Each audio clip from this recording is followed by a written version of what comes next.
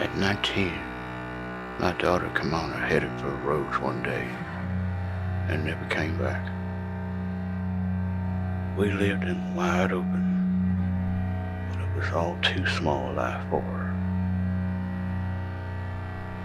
When she was little, I would tell her a Shoshone bedtime story about a coyote who fell in love with a girl and followed her home over the mountains.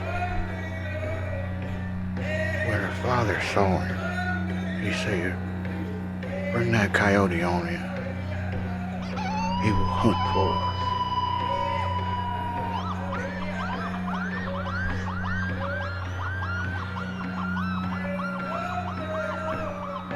Her father gave the coyote a large water jug and told him to go home.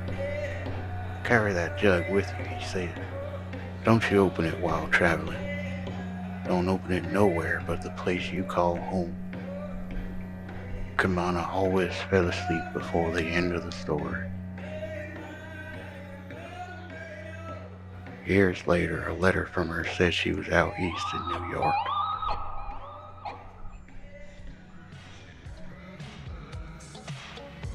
She had renamed herself Laura.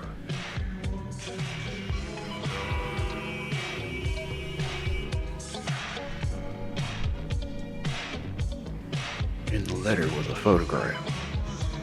She had aged some, blended in, bleached her hair, wore a red dress. No one out there asked many questions. In a city where it was sometimes cold and lonely, she didn't look happy. That was the last I heard from Kimona.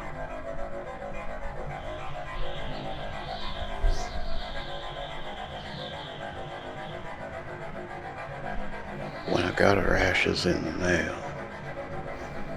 I sat down with the urn and finally told my little girl the end of the story.